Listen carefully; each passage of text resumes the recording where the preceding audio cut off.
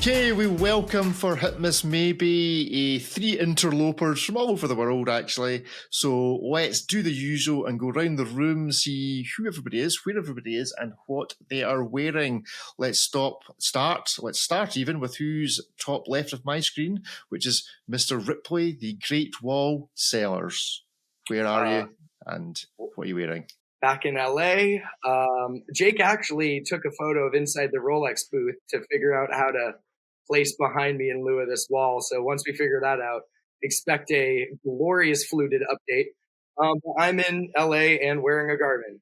Ariel, where are you? What are you wearing? For the time being, until tomorrow, I'm in Los Angeles.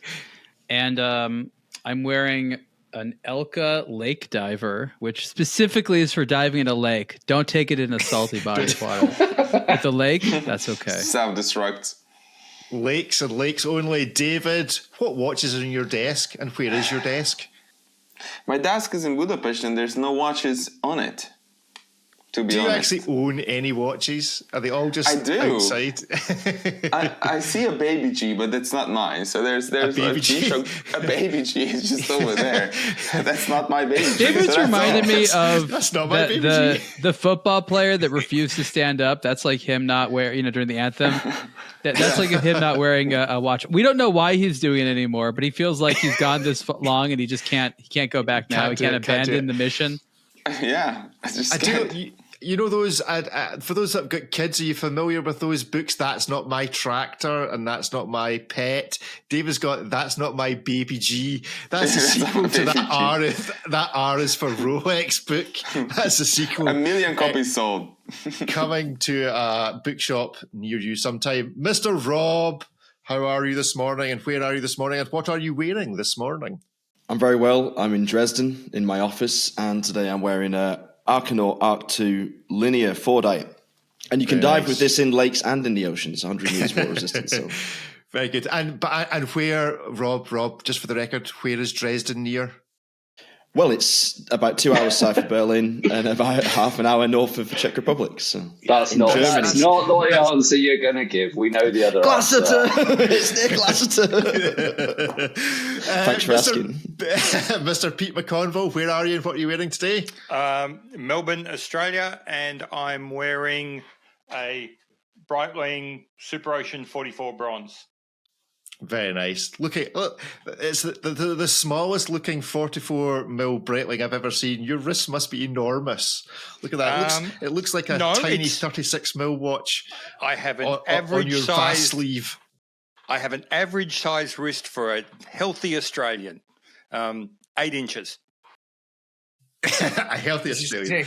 That's not a wrist. This is a wrist. That's right. That's not a wrist. That's a finger. Guy, the strap monitor. Welcome the strap monitor to the show. Guy, where are you this morning? I am on the sunny south coast of Britain, Nepal, and it is a sunny south coast today. Yeah. I'm wearing a prototype of the D-Trash Player 1, which can dive in lakes and seas and helps keep the seas clean. Even better. You see, we're just upping the game as we go along the line there. I'm in Scotland. It is sunny. I am wearing a Panerai. That is all you need to know. Let's get on with our first watch, and we have 4 watches today that are of a similar nature in that they're all, monsters within their realm. So first up is this little thing from Moser, the H. Moser & C Streamliner Cylindrical Tourbillon Skeleton Alpine limited edition watch. So Ripley, you have reviewed this watch. I don't know if you have seen it. No. Tell us a story. Release. So Alpine, for those Formula One fans, they are not having a good year. They are currently tied in a 3-way tie for last place with 0 points, which means I've scored as many points as them from the comfort of my couch this season. Their car is an absolute it's the slowest thing on the grid. They might as well be pushing a red wagon, but they get this awesome watch. Moser picked up the slack when Bell and Ross left, so now Moser's their timepiece sponsor. And so as soon as it was announced, we started seeing various different Streamliner models. They've made this one for the team. It's got a blue synthetic spinel dial. That's some type of gemstone up there. Skeletonized flying tourbillon movement.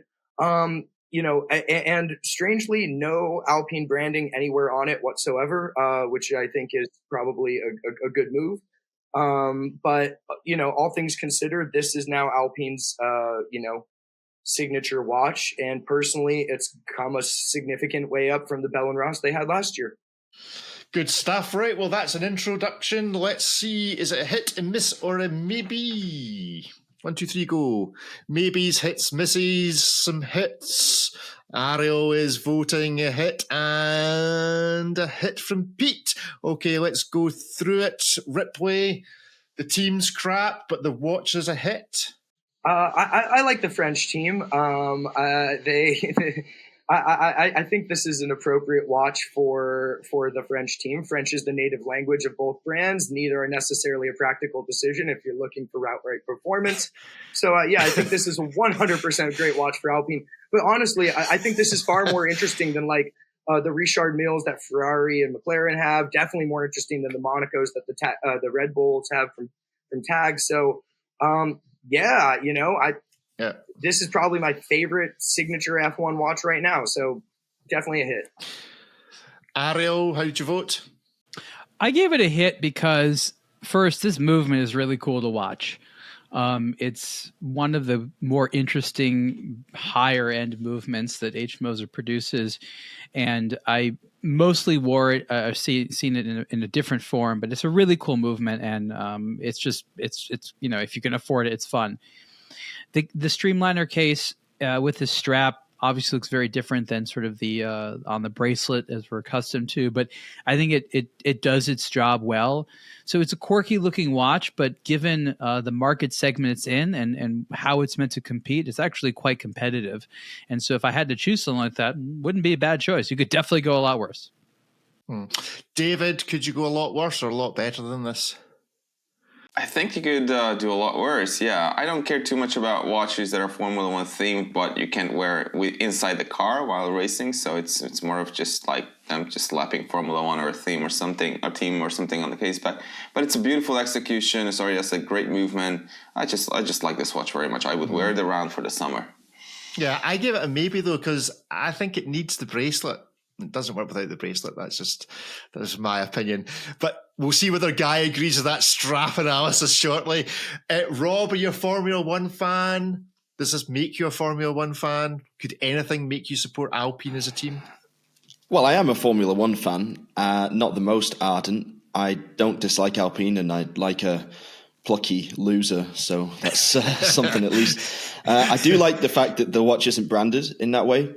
I think that's smart for lots of reasons. The strap is interesting. It looks to me like it's a component, at least development share with Ortolans, because they use very similar rubber straps and also similar colors. But for me, the lack of the bracelet is what really made me give it a miss. And also the unnecessary complication from what I regard as one of the best daily wear modern sports watches going. I think it looks more like a collab with Beauvais than it does with a regular collection piece from Moser. But is it a bad watch? No, the price is actually pretty good for what it is, certainly within the Moser catalog. But no, I gave it a miss because I love the Streamliner, but this is a step too far for me, and I don't think that I need all that technology on display for a collab with an F1 team. Yeah, I was surprised at the price. 89,000 USD strikes me as almost reasonable. But there we go. Guy, would you spend your $89,000 on this watch? I felt like last week I was agreeing with Rob, and now I'm totally disagreeing. That's the beauty of this game. I hate F1 to start off with, and I really don't like the Moser Streamliner, but I really like this one. I think this is a beautiful watch. I love it. I love the color. I actually love the strap. I think the strap on the metal strap on the normal Streamliner reminds me of 80s Abel straps, which is a good thing on a £2,000 Abel watch, which I quite like an Abel watch. I think they should have a revival, to be honest. But I think this is way nice. I think this is way nicer than the normal one. I don't like the normal ones, but I think this is lovely. The movement looks great. The color looks great. I would definitely wear this, 100%. Good stuff. Pete, I seem to recall you're a bit of an F1 fan. Do you think there is ribbing within the paddock because the best team has to wear Tag Heuer? And do you think all the other guys go, I'm wearing a Moser. Here's my Richard Mille. There you go. I have a strong suspicion they couldn't care less who they're sponsored by. They all make enough money not to have to worry about what anyone else thinks. No, I had this watch as a hit. I'm actually almost exactly lined up with Guy. I remember the first time I saw the Streamliner and I kind of wondered what the fuss was about. And it's not until they add things that I find it really attractive. So I like this Streamliner. This has got something interesting in it. I can take or leave the bracelet. The band is fine. So, yeah, I'm a big fan of this iteration of the Streamliner. Good stuff. Right. Well, let's move on to what is next. And we're sticking with the kind of avant-garde world. I don't know how many iterations they've been through recently, but this is their next attempt at a comeback. And this is HYT. This is the HYT T1 watches with the brand's first closed dial. So we've gone from open worked at the Moser to closed HYT. What shall we say about this? Ariel, you had a hands-on with this. Quickly give us a starter for 10. So this is HYT relaunching, in a sense, themselves again. They've decided to do something very different than before. They've tried to reduce the size as much as possible. This is their first closed dial, something they've not done before. So they're sort of seeing how that goes. It's not going to define them forever. The new case, as I said, is smaller with sort of a detachable bracelet. The movement is an update on the original movement in that it improves upon it. It wasn't introduced in this watch, but just as saying, compared to the very original fluidic movement that HYT came out with, this is an improvement in a lot of ways and it's more reliable. It's actually quite comfortable on the wrist. They come out with a few new versions, and the price point is actually around the same price that the HYT watches originally were priced at back in 2012, so not too much higher. So in this scheme of things, I guess affordable. So I think one of the most important things to say that's positive about it is that it has the interest that you can get from this sort of HYT experience with, a movement you don't have to worry about maybe breaking or not operating as you might in a watch from a brand new brand. Good stuff. Right. Well, let's give it a vote. So on the count of three, is it hit? Is it miss? Or is it maybe? 1, 2, 3, go. Hits, maybes. Oh, a miss. How's Pete voting? Pete is voting. A miss as well. So a couple of misses. Right. Ripley. Why is it a maybe? I got to see these while in Geneva. It succeeds at doing what it set out to do, which is to create a smaller, more wearable, more mainstream version of HYT's signature fluid time display thing.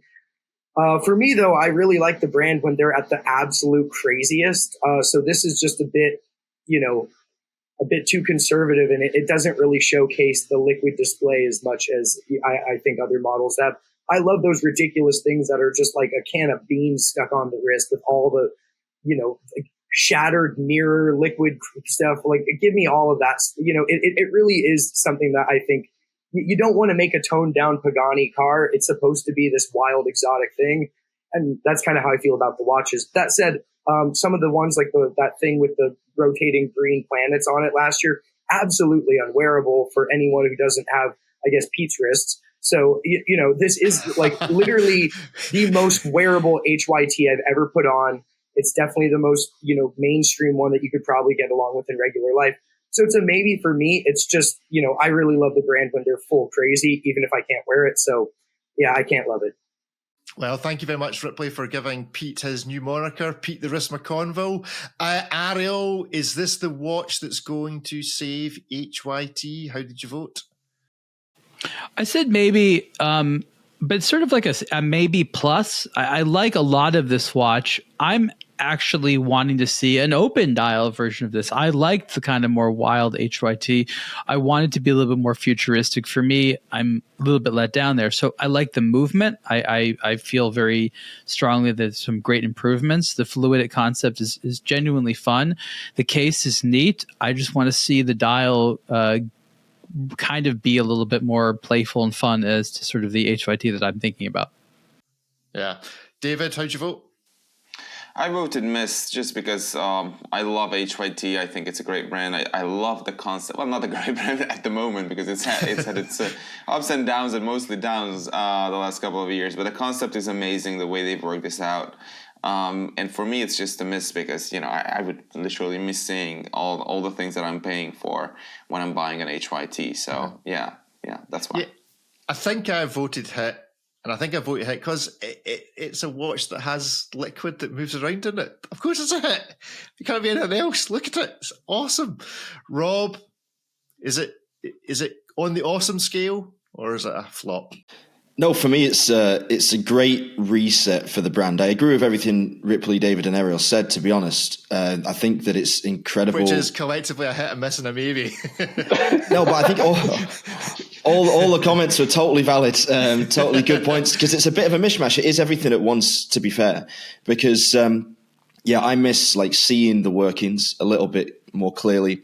I do, but I know that they're coming back, and I think that this case design and the execution thereof is so good and so much more wearable. And it's still around a 50k watch, so it's not cheap, but bringing the watch back to that price point was a great move and exactly what I think they need to do in this climate. And it's a great foundation for what is yet to come. And the finishing on the dials, which I was really worried about from the renders I saw before I had it on my wrist, is a lot better than I realized. So I think there's potential there to do a lot with this platform. Okay, who's got the dog in the room? Because somebody's dog's crying over the screen. My dog's crying to my wife. I'm going to let her out then. She'll cry to get back in a minute. Yeah, that's fine. Well, is it shedding a tear over this watch, Guy? Strap in particular? Not quite. Strap looks like you might have an opinion on. Does taper. I don't like the taper that much. I kind of agree with Ariel. I was going to say maybe minus, but I kind of agree with Ariel. It's just, the back of it looks awesome. The back looks amazing.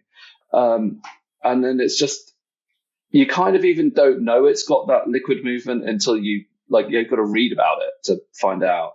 And it's weird that it's got a kind of retro dial when if it had a clear dial and you could see the movement, it would look much cooler. So I wouldn't wear it, I wouldn't buy it, but I think making movements out of liquid's kind of a cool thing to do. Yeah. Pete the Wrist McConville, how did you vote? I was kind of split on this. I understand why it makes sense for the brand. It might be super successful for the brand, but personally, it's not enough. I want more. Okay. Well, let's see if any of the next two watches give us some more. If you don't get the chance to hear these on the podcast, then do tune into YouTube. So next up is a watch that I think Ripley, you reviewed. Yes, you did. This is the Vanguart Orb Levitating Flying Tourbillon watch, which sounds like a lot of words to describe something, but is it worthwhile? Ripley, give us the lowdown. Yeah, this one's super cool. It's a flying tourbillon. The movement's got a very interesting and very symmetrical architectural layout, which is nice. The crown doesn't pull out. It's a button, sort of like an RM, so it switches between manual winding, automatic winding, and time setting modes for the hands. Now, and that's displayed on the barrel at 12 o'clock, tourbillons at the 6.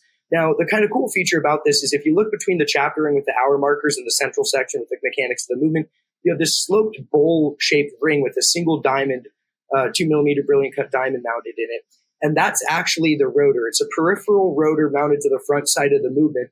And when you have it set in its automatic mode, that diamond just kind of levitates to the top because it's set at the opposite side of the oscillating weight. Really cool in that regard. And since all the automatic works are there, you get a cool view through the case back.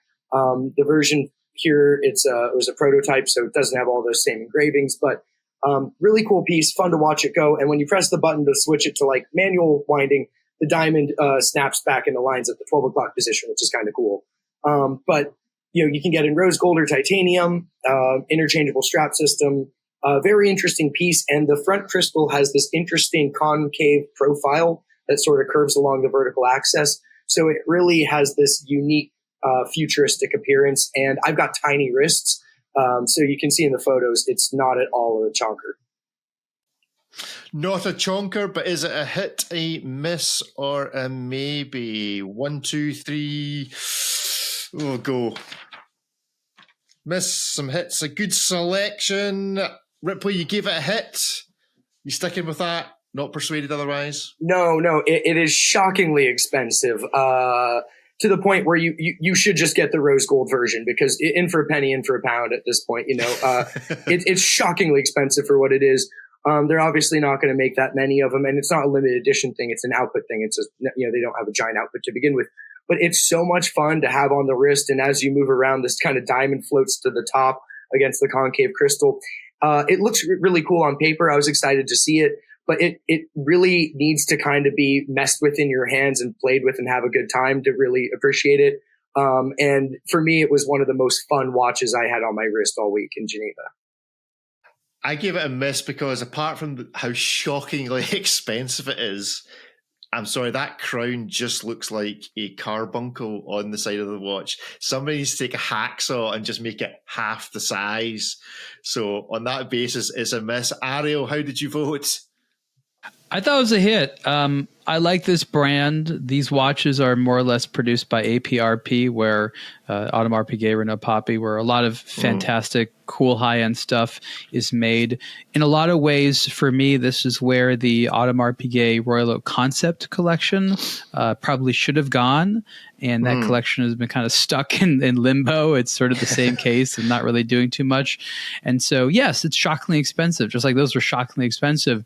But we want, at least for there to be individuality and originality to those shockingly expensive watches. And that's what this brand is delivering. So where some of the more noteworthy brands have just sort of stopped, these individuals have used the same engineers and industrial, construction capacity to make what really should be the next generation there. And you'll see this sort of swoopy design, I think, in a lot more things. So I think it's kind of cool looking. And again, it has that distinctiveness. It can be sort of a new icon, so to say, with a movement that really doesn't perform like any others. And I think that's what we should love about it.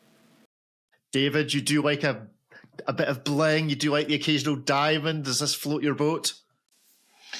I do like the organic shape very much, and I like the concept, but I don't like the fact that when I first saw it, I thought this is a $5,000 watch.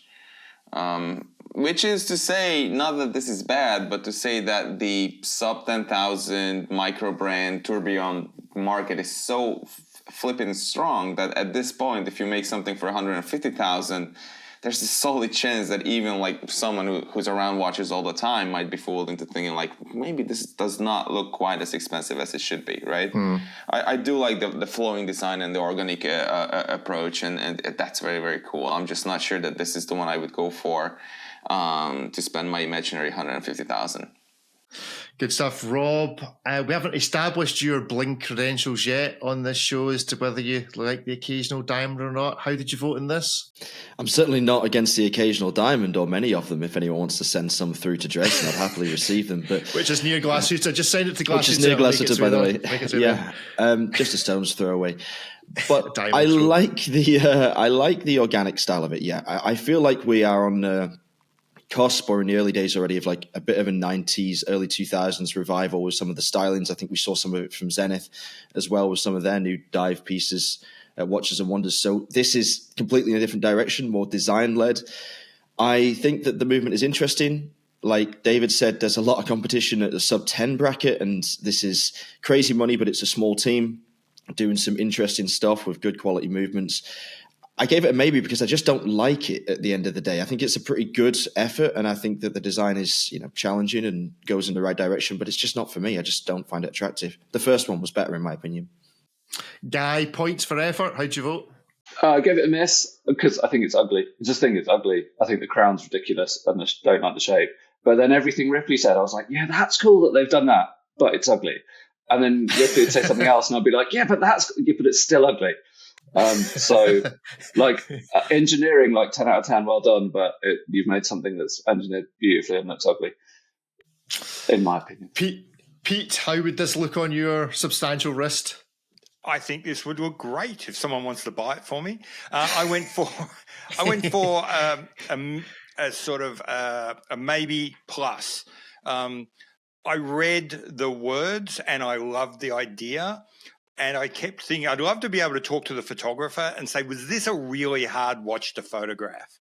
Because I get the feeling it was really hard to photograph. Yes, it was.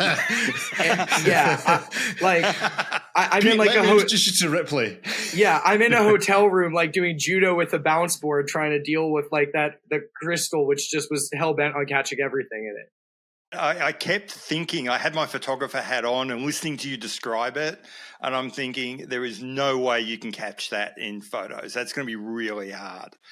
So I think I suppose a couple of things. If you're paying $150,000 for a watch, price doesn't matter anymore. So I don't worry about the price. I just don't want it to look like anything else, and I want it to look special.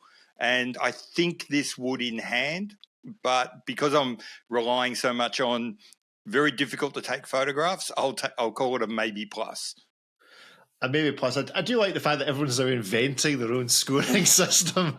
But it shows that everybody cares. Right, let's see how much everyone cares about this final watch of today. One of David's favourite brands, but will this get his vote? The Ulysse Nardin Freak S Nomad watch. Gents, did you get to handle this at Watches and Wonders, those that were there? Yep. Rob, give us a line or two on it. Well, not to give away my ranking, but it was my favourite watch of the show. It's not to give away. Spoiler alert. It was a bad show.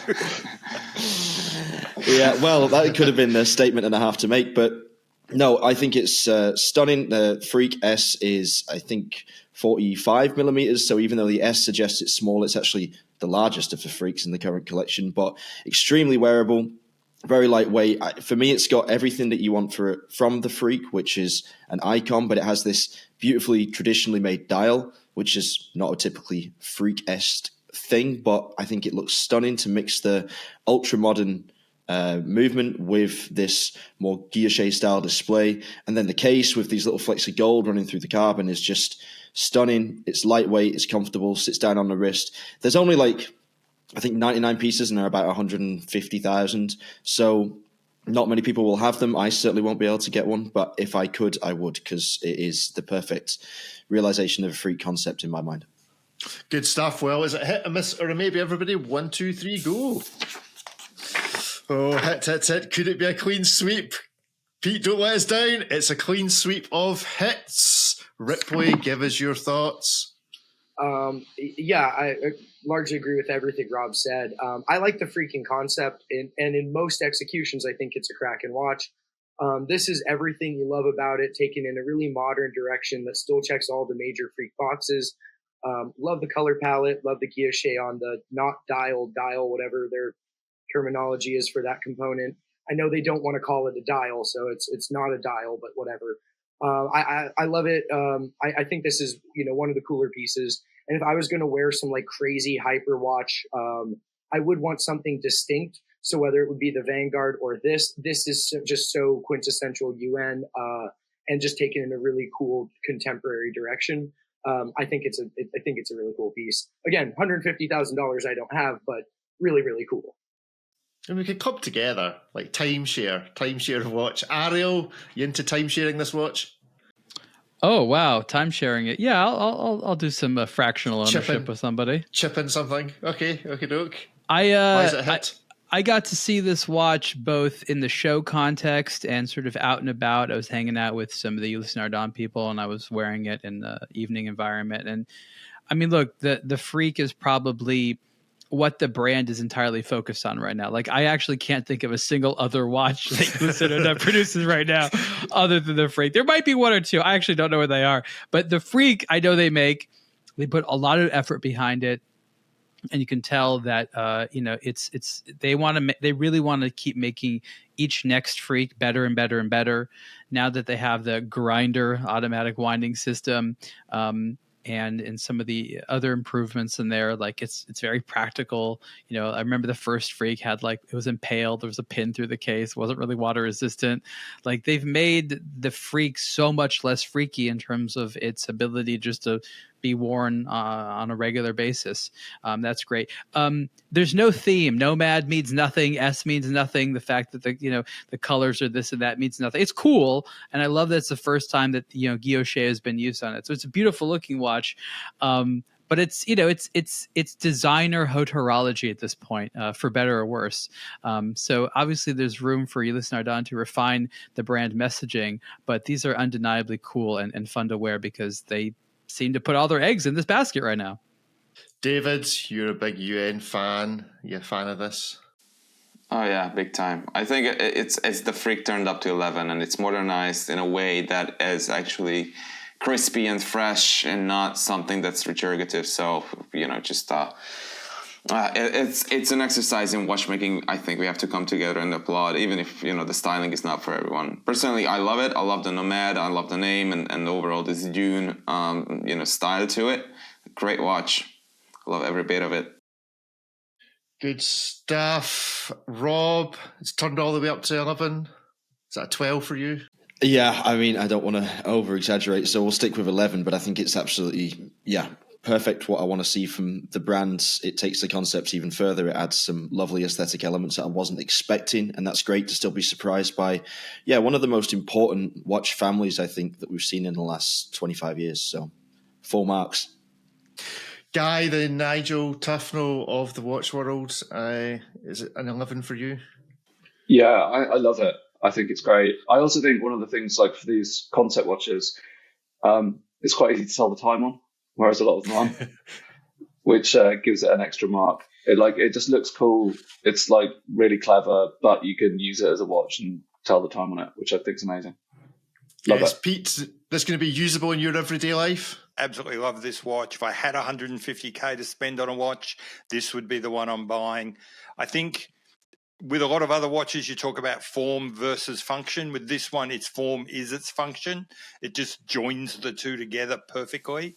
And I think it's the perfect high concept watch. Mm.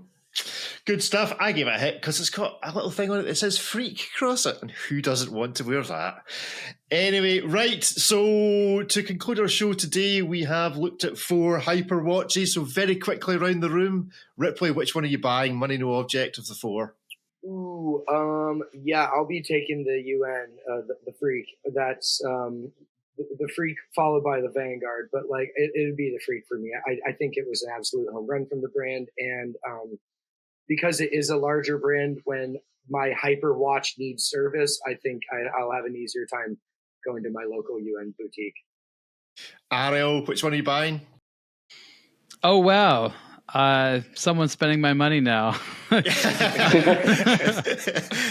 I mean, these are all really, really cool watches. I think the Freak is such an obvious choice because it's so wearable. And so cool, and you can get away with it in so many instances. But I have to say the Vanguard one, because it's a new up and coming brand, and I like the weird stuff. I like that sort of polarizing. Their first watch, it's the black hole tourbillon. It's just wild, weird stuff. It kind of has the wildness that we saw from HYT for a while, and I think HYT will get back there.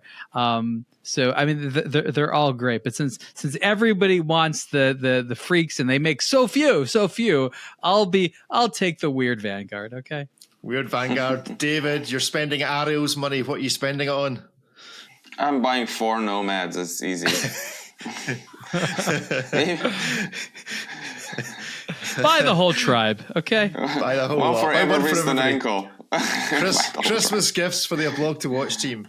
Yes. Rob, which one are you buying?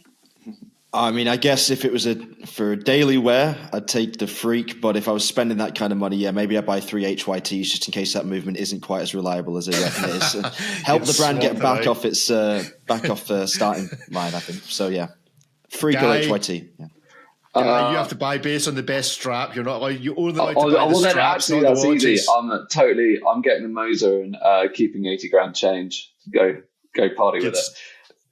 Good stuff. And Pete, which one's going to look best on your gargantuan wrist? UN every day. I try to be like different to the crowd, but I can't this time. I'm going the UN. Excellent. So everyone's going with the flow. I'd buy the UN, I think, as well. But there we go. Anyway, thank you, gentlemen, for joining us. Thank you, listeners and viewers, for listening and watching. If you have a comment for the show, please email podcast@ablogtowatch.com or tap any of us up on social media. And we hope to see you again sometime next week. Say goodbye, everybody. And when we say goodbye, everybody, Guy, that doesn't mean you need to log off immediately. Guy just disappears. We all say goodbye, and Guy just vanishes. We get to have the post-match chat, which nobody gets to hear. So you're all right. So anyway, on the count of 3, everyone say goodbye. Goodbye. Bye, everyone. Bye. Everyone.